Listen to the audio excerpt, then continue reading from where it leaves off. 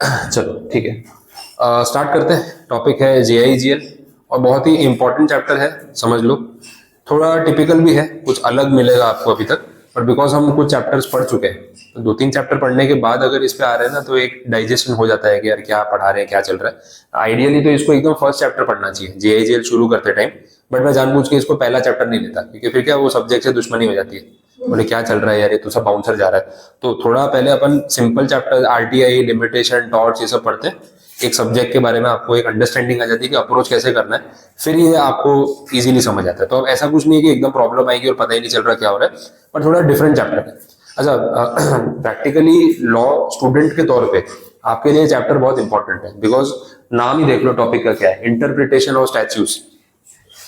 Interpretation का मतलब ही है किसी चीज का मीनिंग निकालना, उसको समझना, और स्टैच्यूज का मतलब है लॉ। अब ये जो वर्ड है, वो पुतला जो होता है वो वाला स्टैच्यू नहीं है, ठीक है। हाँ ठीक है, वो स्टैच्यू अलग है, ये स्टैच्यू की स्पेलिंग भी अलग है, वैसा है, ठीक है। तो स्टैच्यूज का मतलब है लॉ। अब क्या है ना कि इंडिया में या फिर एशियन कॉन्टिनेंट में हम एक्ट बोलते हैं, लॉ बोलते हैं। US में, वेस्टर्न कंट्रीज में वो लोग वर्ड यूज करते हैं स्टैच्यू। तो लॉ का एक सिनोनिम है, दैट इज स्टैच्यू। तो इंटरप्रिटेशन ऑफ स्टैच्यूज का मतलब है लॉज को इंटरप्रेट करना, उसको समझना। अब कानून जो है ना बड़ी टेक्निकल चीज है। कभी आप कोर्ट कचहरी के मामले देखोगे ना, तो कानून की जो लड़ाई है वो सारी चलती है लैंग्वेज पे।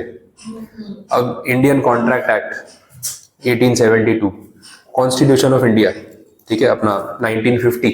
अब आम्बेडकर साहब ने बनाया कॉन्स्टिट्यूशन, अब उन्होंने पूरा लिख दिया, नाउ ही इज नो मोर। अब कॉन्स्टिट्यूशन को लेके कोई कंफ्यूजन हो तो उनको तो मैसेज करके पूछ नहीं सकते, सर ये आपने क्या सोच के लिखा था।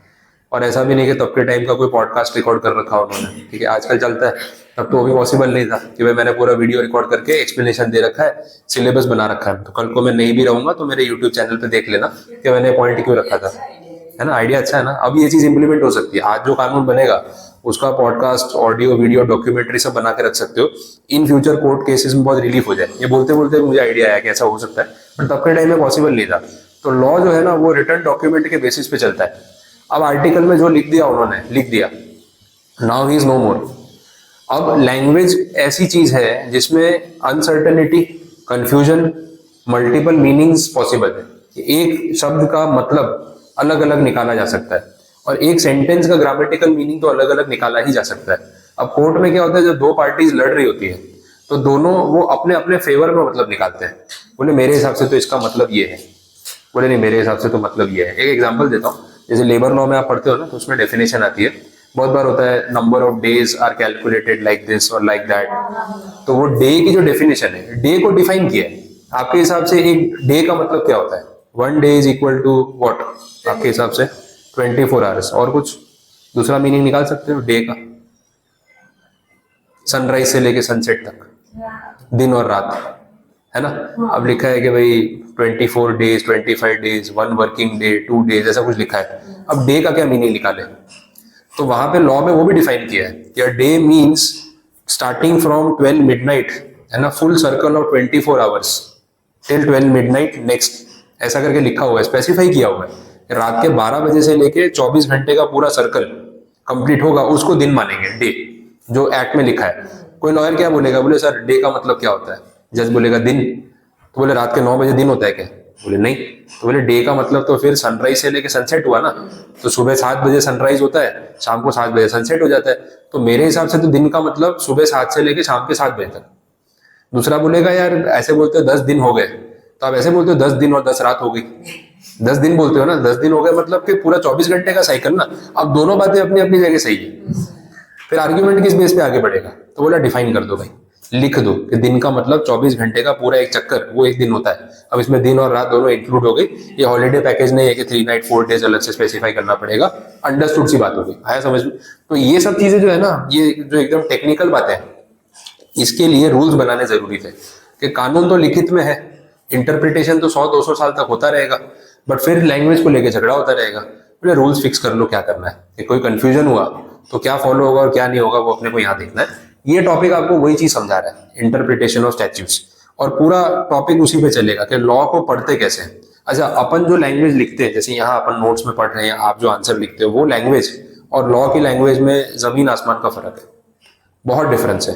क्योंकि आप जब अपने साथ तो बहुत प्रॉब्लम होता है, देखो आप जब पढ़ते हो तो ये एक लैंग्वेज है, आपने पढ़ी, अपने दिमाग में बिठाई, फिर जब एग्जाम में लिख रहे होते हो तो आपके दिमाग में चल रहा होता है कि ये पॉइंट है, आप उसको ही इंटरप्रेट करके अपने वर्ड्स में सेंटेंस बनाते हो। और सेंटेंस बनाने के बाद, लिखने के बाद जब खुद पढ़ते हो तो क्या होता है, सेम मीनिंग निकल रहा होता है, चेंज हो गया होता है, कितनी बार तो अलग ही चल रहा होता है। बुक में कुछ और है, दिमाग में कुछ और है, लिखने के बाद मतलब तीसरा ही निकल रहा है, होता है ना। अब फिर वो ऐसा है कि आपकी भावनाओं को मैं समझ लूं चेक करते टाइम तो आपको मार्क्स दे दिए, नहीं समझ में आई तो गया, वो थोड़ा टेंशन वाला काम है, ठीक है। अब कानून में अगर ऐसा होगा तो कैसे चलेगा, लॉ मेकर मन में कुछ और सोच रहा है, उसकी भी इंग्लिश अपने जैसी है, लिख कुछ और रहा है, मतलब कुछ तीसरा निकल रहा है, तो काम खत्म हो गया। तो लॉ की लैंग्वेज को एक एक वर्ड बहुत सोच समझ के लिखा जाता है, कैजुअली नहीं लिख सकते। आप अपने आंसर कैजुअली लिख देते हो, थोड़ा प्लस माइनस चलता है, लेकिन यहाँ प्लस माइनस हो गया ना तो फिर लड़ते रह जाएंगे कोर्ट में, बहुत प्रॉब्लम हो जाती है। तो लॉ मेकर्स जो ड्राफ्टिंग करते हैं लैंग्वेज की, एक एक वर्ड इतना सोच के, हर एंगल से सोच विचार के लिखते हैं कि यार इसका फिर ये भी तो मतलब निकल जाएगा, उसमें ये कंफ्यूजन हो जाएगा, तो ऐसे नहीं लिख सकते, वैसे नहीं लिख सकते, बहुत टाइम लगता है। इसलिए लॉ मेकिंग और ड्राफ्टिंग प्रोसेस बहुत टाइम कंज्यूमिंग है, because this is like one time, जो फाइनल हो गया वो हो गया, छोटी सी गड़बड़ी पंगा खड़ा कर देगी, फिर बाद में क्या होगा।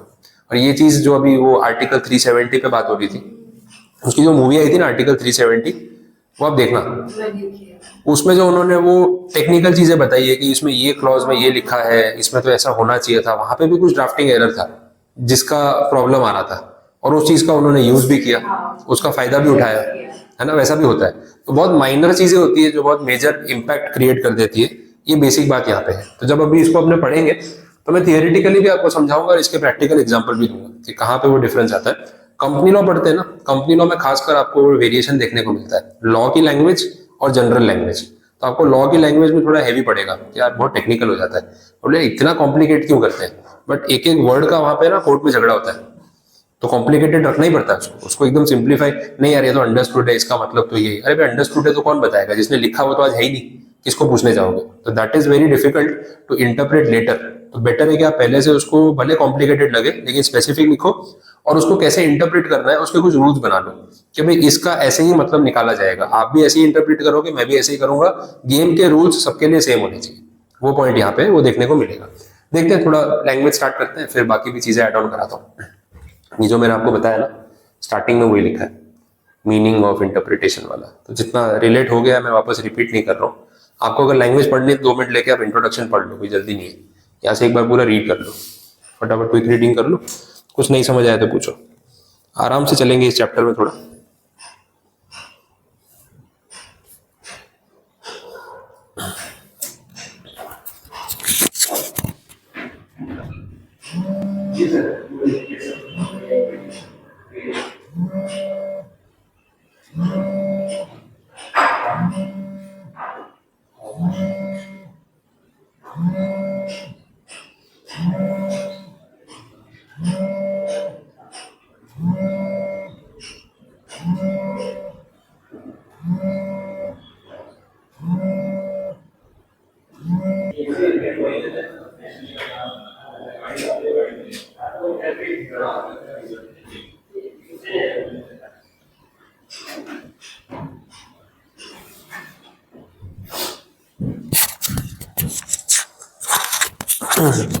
चलो कंटिन्यू करें, बोलो लैंग्वेज में कुछ पूछना हो आपको। So, the court only interprets the law and does not legislate it.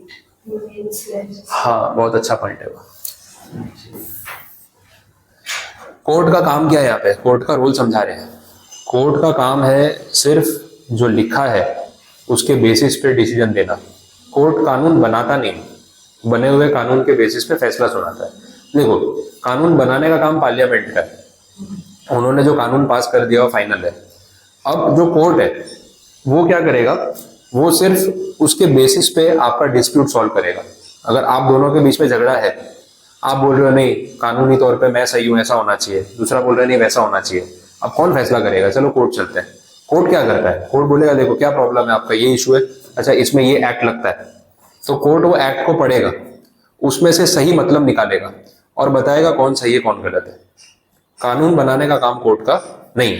तो क्लियर बोला, the court only interprets the law and does not legislate it. Court कानून बनाता नहीं, लेजिस्लेचर कौन है, पार्लियामेंट, जिनका काम है कानून बनाने का। कोर्ट का काम कानून बनाने का बिल्कुल भी नहीं है। कोर्ट एक इंटरमीडियरी है, बने हुए कानून के बेसिस पे आप दोनों का झगड़ा सुलटाने का काम कोर्ट करती है, बाकी का काम उनका नहीं। क्लियर ये पॉइंट? ठीक है, वैसा ये वाला there is no hierarchy of one rule over the other, उसमें ऐसा बोला है कि अभी हम आगे पढ़ेंगे इंटरप्रिटेशन के बहुत सारे रूल्स हैं, बट रूल्स का कोई ऑर्डर फिक्स नहीं है कि आपको पहले ये रूल यूज करना है बाद में वो रूल, ऐसा कुछ नहीं है। 5-6 रूल्स है, आपकी सिचुएशन में जो रूल एप्लीकेबल है आप डायरेक्टली वो यूज करो ना, बाकी रूल का क्या लेना देना, ये कंडीशन है। आया समझ में? तो हायरार्की का मतलब क्या होता है? Ranking, proper order. तो ऑर्डर जैसा कुछ प्रॉब्लम नहीं, ये पॉइंट में आगे भी रूल समझाऊंगा ना तो उसमें कवर हो जाएगा। और कुछ बाकी लैंग्वेज समझ आई? देखिए आगे, आगे भी नेक्स्ट पॉइंट उसी से कनेक्टेड है, इंट्रोडक्शन ही बोल रहे हैं उसको भी। इंडिया का जो लीगल सिस्टम है उसको ऐसे 3 पार्ट में अपन बांट सकते हैं, लेजिस्लेचर, जुडिशियरी, एडमिनिस्ट्रेशन। लेजिस्लेचर मतलब वो लोग जो कानून बनाने के लिए रिस्पॉन्सिबल है, जिसको बोलते हैं पार्लियामेंट। जुडिशियरी में वो लोग हैं जो इश्यूज को रिजॉल्व करने के लिए रिस्पॉन्सिबल है, वही कोर्ट। झगड़ा हुआ तो उसको सॉल्व कौन करेगा? कोर्ट सॉल्व करेगा, तो ये कैटेगरी हो गई।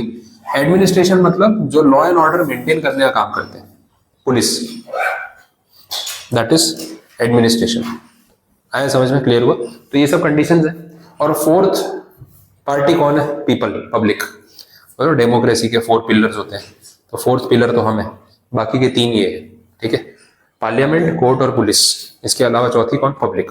बट वो लीगल सिस्टम का हिस्सा नहीं है, इसलिए उसमें यहाँ पे कोर्ट नहीं किया, तो इन जनरल बता रहा हूँ। फिर जो वर्ड आ रहा है statue, what is a statue? Statue का मतलब है the will of the legislature, law और एक्ट। लेकिन डेफिनेशन में बोला है will of the legislature. Legislature मतलब कौन? पार्लियामेंट। पार्लियामेंट की मर्जी, विल मतलब उनका इच्छा। ठीक है, तो पार्लियामेंट की जैसी इच्छा वैसा कानून, समझ आए? अभी एक चल रहा है वन नेशन वन इलेक्शन, सुना? मोदी जी स्कीम लेके आए, अभी बिल पास कराया वन नेशन वन इलेक्शन। अभी एग्जैक्टली है क्या? कुछ आइडिया है आपको बिल के बारे में? ये रिसेंट बात हो रही है, कहीं पढ़ा? कुछ भी आइडिया नहीं? थोड़ा बहुत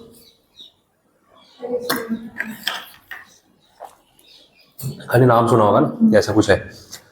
मोदी जी ऐसा बोल रहे हैं कि बोले एक देश है और इलेक्शन जो है वो अलग अलग टाइम पे होते हैं।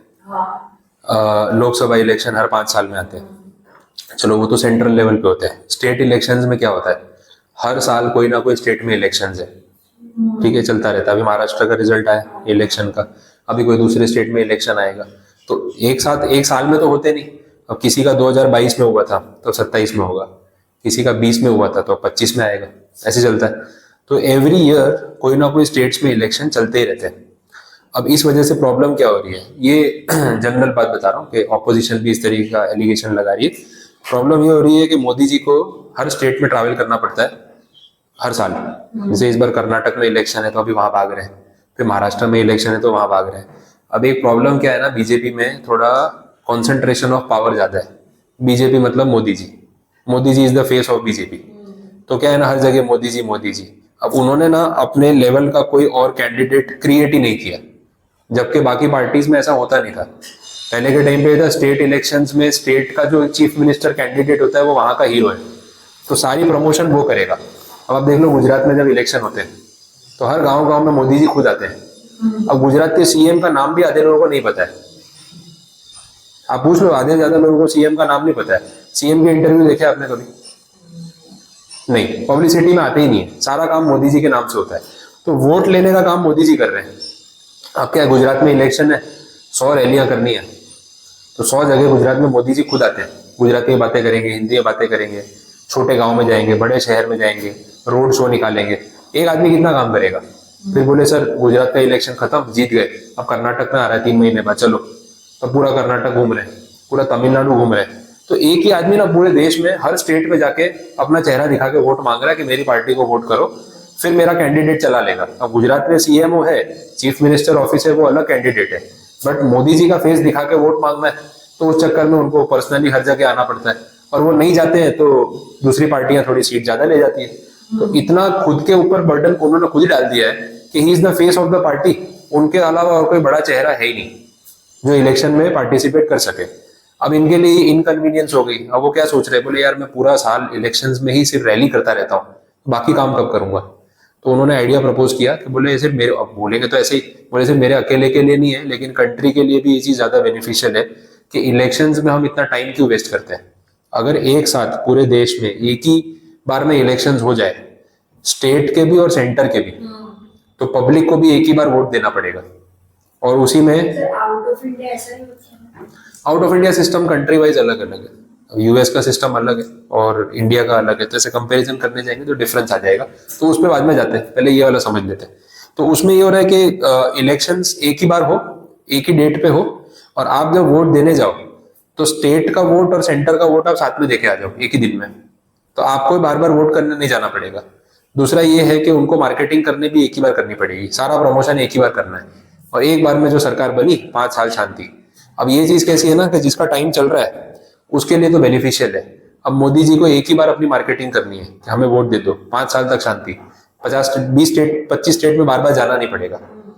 बट बाकी पार्टीज क्या बोल रही है, बोले यार ये तो ऐसा है कि आप अपनी कन्वीनियंस के लिए रूल बदल रहे हो, कि क्योंकि आपके पास और कोई कैंडिडेट नहीं है दिखाने के लिए, आप किसी और को अपनी पार्टी में अपने लेवल पे आने नहीं देना चाहते, तो आप क्या कर रहे हो, अपनी कन्वीनियंस के लिए एक साथ पूरे देश में वोट करा के एक ही बार मार्केटिंग करके पूरा कंट्री अपने कंट्रोल में कर लोगे। ये ऑपोजिशन का एलिगेशन है।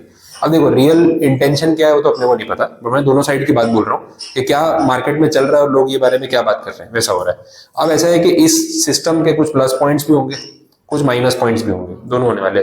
प्लस पॉइंट ये है कि भाई सरकारें इलेक्शन जीतने से ज्यादा काम पे ध्यान देंगी, कि जब एक ही बारी में सबका काम खत्म, अब 5 साल काम पे ध्यान दो, कभी इलेक्शन यहाँ है कभी इलेक्शन वहां है, कितने इलेक्शन कराते रहोगे, तो वो भी एक पॉइंट है। दूसरा ये भी एक पॉइंट है कि फेयर गेम होगा नहीं होगा वो पता नहीं, बट अब गवर्नमेंट के पास अभी मेजोरिटी है तो वो बिल को पुश कर रही है कि इससे कन्वीनियंस हो जाएगी, तो मे भी अच्छा भी तो कुछ होगा, जरूरी नहीं सब गलत ही होने वाले, बट ये दोनों पार्टीज के अपने अपने काउंटर आर्ग्यूमेंट्स जिस बेसिस पे अभी ये बिल की बात चल रही है वैसा है। अब ऐसे कानून जो है वो आते रहते हैं, नए नए एक्ट बनते रहते हैं, तो ये लेजिस्लेचर की जो इच्छा है उसके हिसाब से ही तो काम हो रहा है। आपने लेजिस्लेटिव असेंबली के मेंबर्स चुन लिए, पार्लियामेंट के मेंबर चुन लिए, अब उनको वहां पे जाके क्या करना है वो उनकी मर्जी है। अब वो कानून बना रहे हैं, आपको पर्सनली वो कानून पसंद नहीं, क्या कर लोगे, आपकी पर्सनल चॉइस से कोई फर्क ही नहीं पड़ रहा है, बात वैसी हो गई। ठीक है, तो ये सारे पॉइंट्स यहाँ पे इन्होंने मेंशन किए हुए वैसा है। नेक्स्ट आगे भी वही बात समझाइए, मैंने आपको बोल दिया कि भाई स्टैच्यू का मतलब क्या है, एक्ट। इंडिया में अपन एक्ट यूज करते हैं वर्ड, वेस्टर्न कंट्रीज में लोग स्टैच्यू बोलते हैं, इस बात को भी सेम उन्होंने फिर से रिपीट किया। डेफिनेशन के फॉर्म में भी इसको लिखा हुआ है। अपने जो डेफिनेशन पढ़ते हैं ना, एक आपकी ऑक्सफोर्ड की डिक्शनरी आती है, स्कूल टाइम में आपको बोलते थे पॉकेट डिक्शनरी लेके आओ, बैग में रखो, नए नए वर्ड सिखा रहे, 2-4 दिन मजा आता था, फिर वो बुक साइड पे पड़ी रहती थी। ये तो इतनी भारी बुक लेके जाओ, वो टेक्स्ट बुक के साथ जगह भी रोकती थी, टेक्स्ट बुक पतली सी होती है, लंबी सी होती है, मोटी बुक होती है, तो जगह सेट नहीं होती थी, तो अपन लेके भी नहीं जाते 4 दिन के बाद, फिर वो घर पे ना जो बुक्स का शेल्फ होता है ना उसमें पीछे पड़ी रहती है, फिर दिवाली की सफाई में बाहर निकलती है, फिर हाँ धूल होती है, फिर कोई पढ़ता नहीं है उसको। वैसे एक लीगल डिक्शनरी आती है, एक ऑक्सफोर्ड की इंग्लिश की डिक्शनरी अलग आती है जो आप यूज करते थे, एक लीगल डिक्शनरी आती है। लीगल डिक्शनरी में ना सारे लॉ वाले और कोर्ट वाले टर्म्स ज्यादा होते हैं, नॉर्मल इंग्लिश वोकेबुलरी के टर्म्स कम होते हैं, वैसा है। तो लीगल डिक्शनरी में जैसे ऑक्सफोर्ड की आती है वैसे ही ये भी आती है। एग्जैक्ट प्रोनाउंसिएशन इसको मुझे देखना पड़ेगा क्या है, ये भी एक लीगल डिक्शनरी है, उसके अंदर इन्होंने स्टैच्यू वर्ड को एक्सप्लेन किया हुआ है वैसा है। तो देखते हैं कैसे डिफाइन किया है।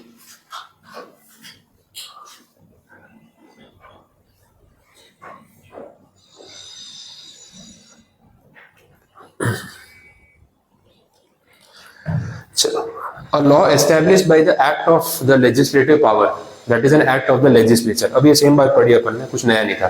The written will of the legislature, ये भी सेम बात है। The term statute is generally applied to laws and regulations of every sort which ordains, permits or prohibits anything which is designated as a statute without considering from what source it arises। अभी एक word use किया ऑर्डेंस। ऑर्डेंस का मतलब किसी चीज को establish करना, ठीक है। तो बोला ये कानून का मतलब क्या है, कानून का सिंपल मतलब ये है कि जहां पे कुछ रूल रेगुलेशन बनाए जाते हैं जिसकी वजह से या तो किसी चीज को स्थापित या एस्टैब्लिश किया जाता है, किसी चीज की परमिशन दी जाती है, या किसी चीज को करने से रोका जाता है। लॉज में यही होता है ना कि आप ये कर सकते हो, आप ये नहीं कर सकते, बस that is the basic meaning. तो वैसे ही उसको डिफाइन किया हुआ ऐसा। नेक्स्ट, फिर ये बात तो अपन ने देखी कि कॉन्स्टिट्यूशन में जो है स्टैच्यू वर्ड यूज नहीं किया, लेकिन हम जो वर्ड यूज करते हैं दैट इज लॉ। तो इंडियन कॉन्स्टिट्यूशन में आपको ये वर्ड नहीं दिखेगा, आपको लॉ वर्ड दिखेगा, बट ये रूल्स जो है वही ब्रिटिशर्स के थ्रू और उनके टाइम के बने हुए हैं, तो इसलिए वो लोग वर्ड स्टैच्यू यूज करते हैं, तो वही चलने वाला है वैसा। बोलो यहाँ तक कुछ कंफ्यूजन समझ आया? ठीक है, अब देखो एक ये तो पॉइंट्स मैं आपको करवाऊंगा ही। एक आंसर है need for an object of interpretation. ये मैं जो अभी इतनी देर से समझा रहा हूँ ये वही चीज है। क्या जरूरत है इंटरप्रिटेशन की, ये हम क्यों पढ़ रहे हैं? ऑब्जेक्टिव क्या है? ऑब्जेक्टिव वही है कि भाई कानूनी भाषा बहुत टेक्निकल होती है, और अगर आपने इसको ठीक से इसका मतलब नहीं निकाला तो सारा कंफ्यूजन हो जाएगा कोर्ट में। तो जो इतनी देर से अपन बात कर रहे हैं ना, उसी चीज को इन्होंने यहाँ पे समझाया है कि इंटरप्रिटेशन की जरूरत क्या है वैसा। तो ये आंसर की लैंग्वेज आप टिक करके रख लो, आपको पढ़नी है तो आप घर पे भी रीड कर सकते हो, मैं अभी इस पर टाइम नहीं दे रहा हूँ बिकॉज नीड नहीं है। ये भी सेम आंसर है, उसी का पार्ट है, जनरल प्रिंसिपल्स ऑफ इंटरप्रिटेशन। तो आप वो टिक मार्क करके रख सकते हो, पढ़ के लेके आओ, फिर कुछ कंफ्यूजन होगा तो अपन देख सकते हैं। अब इसमें कुछ टर्म्स है, ये एक बार एक्सप्लेन कर देता एग्जैक्टली क्या हो रहा है। इंडिविजुअल टर्म्स है, एग्जाम में अगर पूछना होगा तो ऐसा भी क्वेश्चन बनता है, 4 मार्क्स के लिए 4 टर्म्स पूछ ली, define the following, explain the terms, any 4 पूछ ली, आपको समझाना होगा। तो एक एक करके इस पे बात करते हैं। पहला टर्म है दैट इज कॉल्ड कोडिफाइंग। कोडिफाई करने का मतलब है किसी भी अनरिटन लॉ या किसी सब्जेक्ट को लिखित में कन्वर्ट करना। जैसे अभी तक कुछ चीजों पे कोई कानून नहीं बना है, क्रिप्टो करेंसी, बिटकॉइन, इस पे कोई कानून नहीं है। अब गवर्नमेंट सोच रही है क्रिप्टो करेंसी पे कानून बनाते हैं, तो जो चीज का कानून लिखित में है ही नहीं, अब उसको लिख रहे हैं पहली बार, तो उस प्रोसेस को हम बोलेंगे कोडिफाइंग। कोड में कन्वर्ट करना, एक्ट में कन्वर्ट करना, दैट इज कॉल्ड कोडिफाइंग, ये चीज है। दूसरा है डिक्लेरेटरी। डिक्लेरेटरी का मतलब एक ऐसा रूल जो कुछ नया डिफाइन नहीं कर रहा, जो है उस बात को सिर्फ बोल के क्लैरिफाई कर रहा है। जो चीजें ऑलरेडी एग्जिस्ट करती है सिर्फ उसको क्लैरिफाई करना, दैट इज कॉल्ड डिक्लेरेटरी। आया समझ में? क्लियर हुआ? सिंपल टर्म है। रेमेडियल, टर्म्स बहुत छोटे दिख रहे हैं लेकिन अंदर कंसेप्ट काफी डेप्थ में। रेमेडियल, रेमेडियल में आपको टर्म दिखे हैं यहाँ पे, common law, judgment law, non statutory law. ये वर्ड समझ आएगा तो आपको टॉपिक पता चलेगा। What is a common law और अ जजमेंट लॉ और अ नॉन स्टैट्यूटरी लॉ? बहुत इंटरेस्टिंग चीज है। देखो आज की डेट में हर चीज का कानून बना हुआ है पार्लियामेंट में, लेकिन पार्लियामेंट कितने साल पहले एस्टेब्लिश हुई होगी? 100-200 साल पहले, 500 साल पहले। उसके पहले क्या होता होगा? अपने तो 2025 में आ गए ऑलमोस्ट, तो 2000 साल से तो पार्लियामेंट नहीं है। तो जो आज सिस्टम चल रहा है उसके पहले क्या होता होगा? कुछ आइडिया? जब पार्लियामेंट नहीं थी तब कुछ कानून फॉलो होते होंगे कि नहीं होते होंगे? कुछ गांव में पंचायत, हाँ वो सिस्टम होगा। पुराने टाइम पे तो लोग गांव में रहते थे, तो गांव में एक वो सरपंच होते हैं, गांव का मुखिया। फिर क्या होता है, वो अकेला बेचारा कितना काम करेगा, तो 5 लोगों की टीम बना देते हैं, उसको बोलते हैं पंचायत। तो पंच मतलब 5, तो सरपंच मतलब उनका सीनियर है, उनका हेड। तो 5 लोगों की कमेटी, उसका कैप्टन मतलब सरपंच, वैसा है। अब वो 5 लोग मिलके, जो गांव के बड़े हैं, जो समझदार है, वो लोग मिलके फैसला करेंगे गांव में क्या होगा क्या नहीं होगा, ये एक्टिविटी चलेगी या नहीं चलेगी। तो जो उन्होंने बोल दिया वो फाइनल, वो कानून है। अब ये कानून किसी पार्लियामेंट में पास हुआ?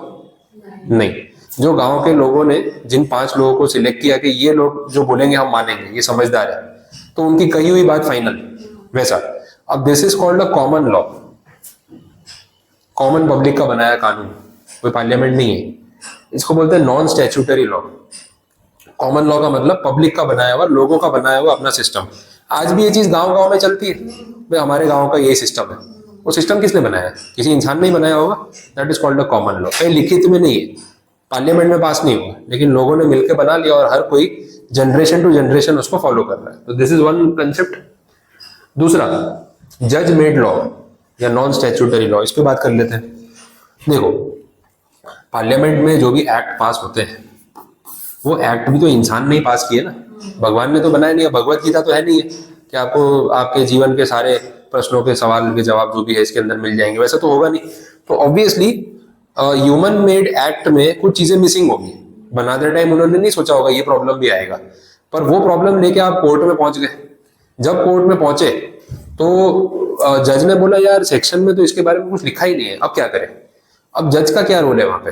मतलब 2 पार्टीज आई है कोर्ट में, मैंने बोला ठीक है आपका मैटर कंपनी लॉ का है, मैं देख लेता हूँ, पर कंपनी लॉ में उस बारे में कुछ लिखा ही नहीं है, मिसिंग, कुछ नहीं लिखा है। अब मैं क्या बोलूँ आपको, भाई एक्ट में कुछ नहीं लिखा है, सॉरी, हम तो सिर्फ इंटरप्रेट करते हैं, हम तो लेजिस्लेचर में जा ही नहीं सकते। आप बाहर जाके देख लो आपको क्या करना है, ठीक है, हमसे नहीं होगा। तो रेपुटेशन क्या रह जाएगी कोर्ट की? आम आदमी को ये सब बातें थोड़ी समझ में आती, इंटरप्रिटेशन क्या होता है, लेजिस्लेचर क्या होता है। वो 4 दिन बाद बाहर जाके बोलेगा ये कोर्ट वाले कुछ काम के नहीं है, इनको कुछ आता नहीं है, हम इनके पास गए तो बोले कानून में कुछ नहीं लिखा है, हमको नहीं पता। बोला ऐसा कैसा कोर्ट है? तो सारी इज्जत खत्म हो जाएगी जज की, रिस्पेक्ट ही खत्म हो जाएगी, और जस्टिस भी तो नहीं मिला ना फिर। तो जजेस को ये करना पड़ता है कि अगर ऐसा कोई मैटर आता है तो उनकी अपनी नॉलेज, एक्सपीरियंस और सही गलत की समझ के हिसाब से उनको कुछ फैसला देना पड़ता है कि भाई ये सही है ये गलत है। इतना तो समझ में आता है किसी को भी कि यार ये नहीं होना चाहिए और ये होना चाहिए, बट कानून में लिखा है तो वही फॉलो होगा, नहीं लिखा है तो जजेस अपने मन से भी फैसला देते हैं, बट वो तभी कर सकते हैं जब कानून में कुछ ना लिखा हो। लिखा हो तो फिर ओवरराइड नहीं कर सकते, बट नहीं लिखा है तो क्या करें, मजबूरी है।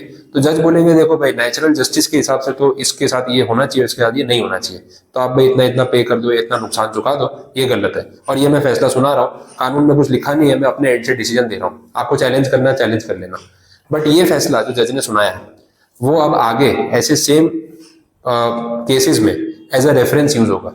जब ऐसा सेम केस कोई और किसी और कोर्ट में लेके जाएगा तो वो जज आपका वाला फैसला यूज करेगा कि यार इस कोर्ट में भी ऐसा केस आया था, इन्होंने डिसीजन दिया था और ये हमें भी सही लग रहा है, हम यही फॉलो कर रहे हैं। तो वो बन जाता है जज मेड लॉ, जज का बनाया हुआ कानून। और ये तब तक कंटिन्यू होता रहता है जब तक पार्लियामेंट इसके ऊपर कोई कानून ना बना दे।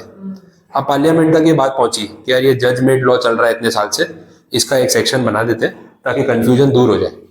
आई बात समझ में? तो पार्लियामेंट ने मीटिंग की, उन्होंने बिल पास किया और इस पॉइंट को एक्ट में इंक्लूड कर लिया एज अ प्रोविजन। अब ये जज मेड लॉ की जरूरत ही नहीं है, अब इससे बड़ी अथॉरिटी पार्लियामेंट, उन्होंने कानून बना दिया, तो वो जो लिखा है उन्होंने अब वो फॉलो होगा। तो आगे से अब ये फॉलो नहीं होगा, अब वो स्टैट्यूटरी हो चुका है, अभी तक नॉन स्टैट्यूटरी चल रहा था। स्टैट्यूटरी मतलब कानूनी, ये तो जज का पर्सनल कानून था जो अब तक चल रहा था, लेकिन अब नहीं चलेगा। तो ये सब चीजें जो अपने माइंड में क्लियर होनी चाहिए, कॉमन लॉ क्या होता है, जज मेड लॉ क्या होता है, आया समझ में? अब अगर इन चीजों में कोई चेंजेस किए जाए, कॉमन लॉ को चेंज करके पार्लियामेंट जा रहे हैं और पार्लियामेंट में अब एक लिखित कानून बनेगा, तो that process is called remedial. When they alter the common law और द जज मेड लॉ, उस पर चेंजेस कर रहे हैं या उसको कन्वर्ट कर रहे हैं, तो उस प्रोसेस को हम क्या बोलेंगे, that is called remedial, remedy, solution, ऐसा। नेक्स्ट, अमेंडिंग, अमेंडमेंट्स, बड़ा कॉमन वर्ड। एक लॉ स्टूडेंट के लिए अमेंडमेंट मतलब टेंशन, हर 2-4 महीने में कुछ ना कुछ आ जाता है। ठीक है, मैं तो आप बोल रहे हो सर इतनी डिग्री खत्म कर ली, मैं आज भी पढ़ाई कर रहा हूँ, चेंजेस तो आते रहते हैं। अभी आपका चैप्टर है जीआईजीएल में, criminal procedure, civil procedure, Indian penal code, parliament में 6 महीने पहले वो चेंज कर दिया, बोला ये ब्रिटिशर्स के टाइम के कानून है, इंडियन पेनल कोड 1860, अब ये नहीं चलेगा, तो भारत के नए कानून के हिसाब से, नए सिस्टम के हिसाब से हम कानून बनाएंगे। तो तीनों एक्ट के बिल पास कर दिए। अभी इंस्टीट्यूट उसको एग्जीक्यूट करेगा, अभी इम्प्लीमेंट किया नहीं है, बट करेंगे तो वो तीनों एक्ट चेंज हो गए। अब नया आपको पढ़ाना है 2023 का, तो मुझे भी तो पढ़ना पड़ेगा, तो वो लर्निंग प्रोसेस तो कभी खत्म होना नहीं है, इंटरप्रिटेशन तो चलता ही रहेगा। अमेंडमेंट्स का मतलब है जब बने हुए कानून में चीजें चेंज की जाती है। अपन ने कंपनी लॉ में देखा था अमेंडमेंट एक्ट 2017-19, वो आता रहता है, दैट इज अमेंडिंग। नेक्स्ट है कंसोलिडेशन। कंसोलिडेशन का मतलब होता है मर्ज कर देना, इंटीग्रेट कर देना चीजों को, दैट इज कंसोलिडेटिंग। अब इसमें क्या होता है, इंडिया में ये भी एक फैक्ट है, बहुत सारे कानून बने हुए हैं।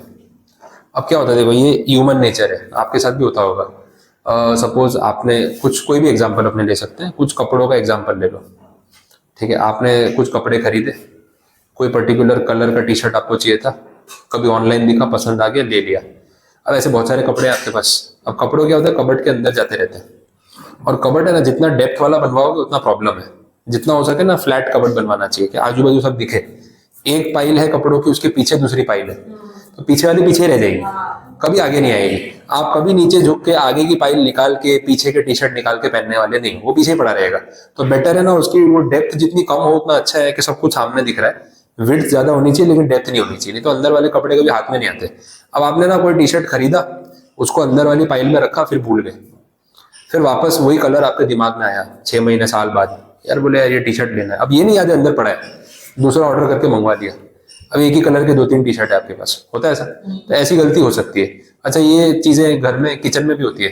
अब मम्मी ने कुछ मसाले वसाले, दाल वाल सब भर रखा है, अब भूल गई कि यार ये दाल पड़ी है कि नहीं पड़ी है, और एक पैकेट लेके आ गई, फिर भरा तो मालूम पड़ा एक बॉटल ऑलरेडी थी, दूसरा जार ऑलरेडी भर दिया, अब डबल हो गई। अब वही दाल बनती है रोज, उनको स्टॉक क्लियरेंस करना है। बोले यार रोज ये दाल बना देते हो। बोले वो डबल आ गई थी, खत्म करनी है। बोले तो ये कौन सा तरीका, डबल आ गई तो हम डबल खाएंगे और दाल बना दो, ये कि ये बन रही है। तो वो स्टॉक ज्यादा हो गया ना, तो रिपीटेशन हो रहा है। वैसा है ये लॉज में भी होता है। कानून बनाया, भूल गए बना के, 50 साल पहले बनाया था, अब वही सब्जेक्ट वापस चल रहा है अभी न्यूज में, उस पर नया कानून बना दिया। तो एक ही सब्जेक्ट पे मल्टीपल लॉज भी हो जाते हैं, बहुत बार ऐसा होता है। अब सरकार को बहुत साल बाद फिर दिवाली की सफाई, फिर ध्यान आता है बोले इतने सारे कानून सेम सेम बना रखे हैं, अब एक ही सब्जेक्ट पे 2 कानून होंगे तो exact word to word same थोड़ी होंगे, कुछ ना कुछ तो वेरिएशन होगा। कोर्ट में फिर पंगा होता है, एक पार्टी वो वाला कानून यूज करती है, दूसरी पार्टी दूसरा वाला, जिसमें जिसका फायदा। जज परेशान हो रहे हैं, बोले यार अब क्या करें। इसका भी सॉल्यूशन है, दैट इज कंसोलिडेशन। एक ही जैसे कानून सेम सब्जेक्ट पे मल्टीपल लॉज, उसको मर्ज करके एक कानून बना दो, ठीक है, दैट इज कॉल्ड कंसोलिडेशन। और ये अभी टैक्सेशन में किया है इन्होंने, जीएसटी का जो कानून आज आप सुन रहे हो, GST is a consolidation of multiple indirect taxes जो इंडिया में लगते थे, कन्वीनियंस के लिए किया गया। 17 एक्ट थे, 17 जिनको मर्ज करके एक कानून बनाया जीएसटी। उसमें एक्साइज एक्ट चला गया, सर्विस टैक्स एक्ट रूल्स चले गए, वैल्यू एडेड टैक्स चला गया, central sales tax, entertainment tax, stamp नहीं, अदर टैक्सेस थे। ऐसे मिला के कुछ 17 टैक्सेस थे जो अलग अलग नाम से लगते थे। बोला इसको सबको मर्ज करके एक बना दो ना भाई जीएसटी, क्या सब पे अलग अलग लगाना है, गुड्स एंड सर्विस टैक्स, खत्म हो गया। तो इजी हो गया ना काम। अब 17 एक्ट पढ़ने और एक एक्ट पढ़ने में फर्क है कि नहीं? एज ए स्टूडेंट तो आपके लिए बेनिफिट है। पहले मैं 5 एक्ट पढ़ाता था सीएस प्रोफेशनल में, जो मर्ज करके एक हो गया, तो स्टूडेंट के लिए भी ईजी है, मेरे लिए भी सिंपल है। उनको कन्विंस करना कि तुम पढ़ के एग्जाम दोगे तो पास हो जाओगे और लास्ट डे पे इतना रिवाइज कर पाओगे, वो मेरे लिए आपको कन्विंस करना ईजी है। पहले 5 एक्ट होते थे, मैं किस मुंह से बोलूँ कि लास्ट दिन पे 5 पढ़ के जाओ और एग्जाम क्लियर करो, बेचारे वो भी परेशान, मैं भी परेशान। अब कन्वीनियंस हो गई, तो दैट इज कॉल्ड कंसोलिडेशन या मर्जर। फिर है एनेबलिंग।